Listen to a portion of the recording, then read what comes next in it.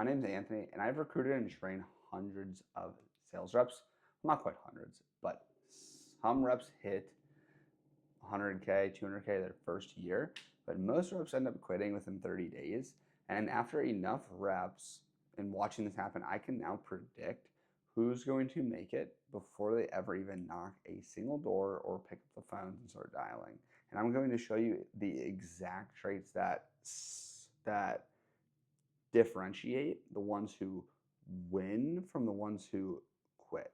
So, just so you guys know, I have a stutter, and it still allowed me to close over $12 million in deals by the time I was 21 and live my dream life. So, I'm not going to cut out any of the stutter. This is just raw. I'm leaving it in because I just don't care. It's just part of who I am. So the ones who wash out very, very, very, very, very fast are the ones who just are the ones who take rejection personally. The ones that need motivation instead of discipline, like the guys that just need work and they don't have it internally to actually go want and drive through like the stuff that's hard. Especially if a person tells them no, if they get rejected, if they don't close the deal, they take it personally. It starts to wear on them, starts to beat them down, starts to make them kind of sad, and then they just end up quitting because they're like, oh, dude, this job stinks. Everyone just tells me no, right? But that's just part of the game at the beginning.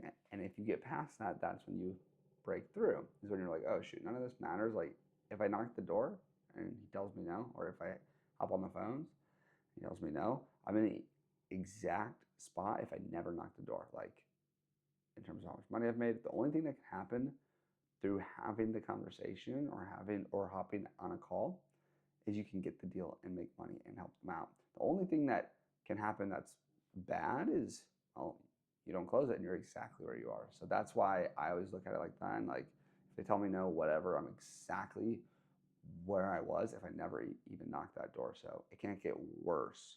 And then the reps that need motivation just aren't disciplined at all. Like the guys that need to be watching like the hype up speeches every morning and all that, they're just not gonna make it because the one key thing is they need to be disciplined where you don't have to tell them to do one thing, which is work. Like if the rep needs motivation to work, they're not going to make it.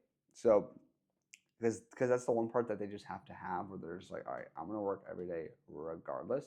And then the ones that actually make it just do that naturally. Like, dude, this is a job, I'm working. But they also ask questions, get better, and they treat it like a sport, not like just a regular W-2 job, clock in, clock out, because that's not where the real money is. And then it's the ones who try to like, which is hilarious. They try to negotiate. They try to negotiate their own effort. Like I'll knock when I feel ready, or I'll pick up the phones when I'm ready, or I'll do this after I hit the gym, or whatever. Like they don't have a plan of their day, and they start going back and forth on when to actually start, when to pick up the phones, when to hit the doors. There's just people that another trait, the ones who blame their area. When you knock doors, you have this thing called an area of homes you go knock. The ones who blame the area, the leads, the compensation, the ones who just blame things as to why they're not doing what they're doing at a high level are the ones that never make it. It's the people who take crazy extreme accountability that end up making it in this game of life, actually, because that's all sales is life. Like it's a very clear indicator of competence because if you go and produce, you go produce a ton of value, you go make income, and it is life. And the people who blame outside things as to why they're not doing what they can do and doing what they're capable of are never going to make it because the only way you actually improve and get better is if you take extreme accountability. Like you need to start being real with yourself too. If you're watching this and you're in the industry, if you are one of these, like if you're one of these traits of people that literally just don't don't work hard. They blame things like all the traits that I just named, if you have any of those, be real with yourself, right? Now you can always improve. See, that's the beautiful thing about this industry is you can always change things, you can always make a difference, you can always improve. Now, the reps who make it, they have a very coachable ego. They have an ego. Almost all good reps have a little bit of an ego. They believe they can do anything. They believe they're better than everyone else. He goes. It's kind of what I did. I watched people that I looked at and I was like, dude, these guys are not that smart and they're making a ton of money. If they can do it, I can do it. That's that ego. But then I was coachable because then I was also like, well, if they can do it, they also have a skill, have a technique, have a trait I can pick up on. One dude wasn't good, but he just had endless energy. Endless energy. He was always out. He was always working. He was always on the phone, always grinding. But he was not good. So okay, I'm gonna pick that up. This guy had a great closing technique. Like whatever it was, you could pick it up because you're coachable, and you have that ego. Like you're humble enough to just adjust, but confident enough to try things and be like, okay, I can do it. And the guys that are really good, they're very analytical as well. That's another trait. They are obsessed with their numbers. They're obsessed with the game. They're obsessed with stats. Like if you played any sports as a kid, you obsessed over stats because you wanted to improve and get much better, especially like baseball, where there's like at bats and hits and percentages and all that. That's how the top guys look at the game. They track down to the amount of homes they called, amount of homes that actually picked up the phone, the ones that lasted longer than a minute, and then the ones that did last longer than a minute, how many of them closed, and like they get it down nailed, and they become obsessed with how to increase all these stats, because at the end of the day, those stats make you get paid. Like if you know those stats and you know your numbers, you're never also worried because you know 2 out of 20 homeowners or 2 out of 20 prospects you're going to close, and you're just not at 20 yet. You're at 8, so let's get to 20, right? And you're just like, all right, I just need to keep going. And like I said, the next trait kind of ties into the ones that don't work, and these people have an emotional flat line. Like they have no reaction when it comes to rejection.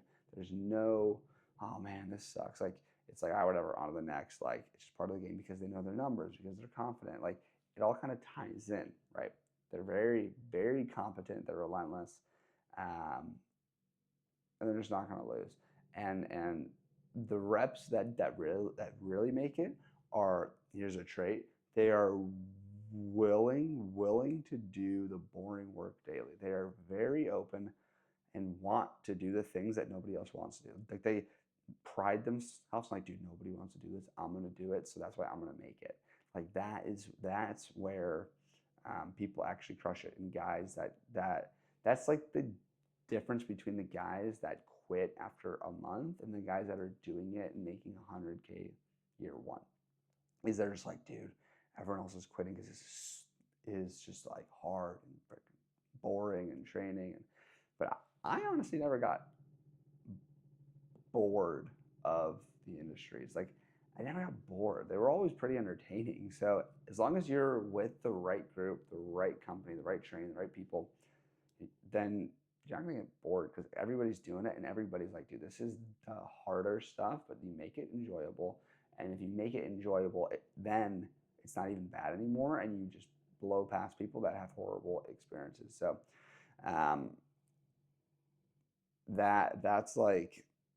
that's just the truth when it comes to it. And then there's an uncomfortable truth about people that claim I'm a natural. Like the naturals usually lose to the grinders. You hear the quote, hard work beats talent when talent doesn't work hard. If you have talent, you do work hard, you're going to win.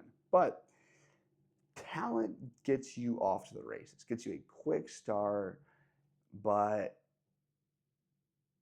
you end up quitting typically because you're relying on your talent, which isn't really a talent, just your personality.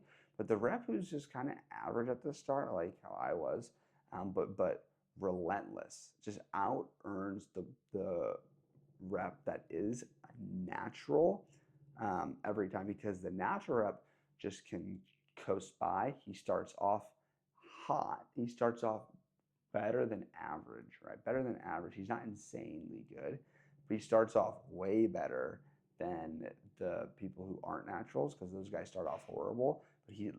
But in reality, he's just average or slightly above average, right? And he just starts to coast. But the guys that are not that good at the start, like a lot of people, keep grinding and blow past and become elite.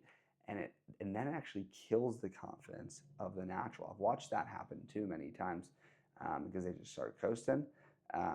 They just start dying literally, because everyone's who trains people in this industry are like, you got to be confident. Like, dude, I have a stutter, and I've closed way more than half the people that are giving you advice in these industries, in sales. Like, literally, I've closed more than people giving like advice. There's only a handful of people who've actually done more by age 21 than me that I know of, who can give real advice as to what helped them.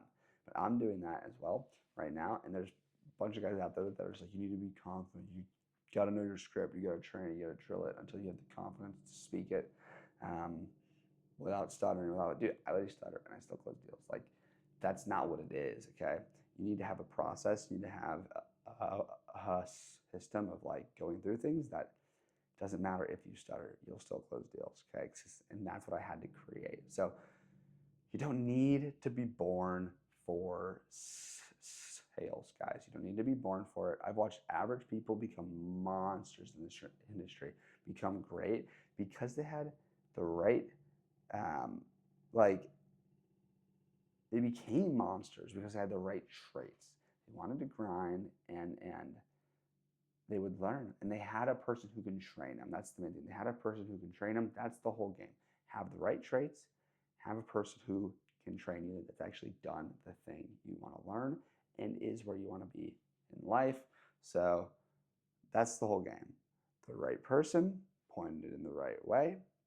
And if you guys want, I'm doing a free 30-minute call with anybody that hits the link below and books a call with me. So if you want help, advice, anything on what you're currently doing, if this video helped you and you want to go take your life to the next level, book a call with me down below, or drop a follow on my Instagram, because I give away, I post like 8 times there daily, just giving away all the sauce. So drop a follow.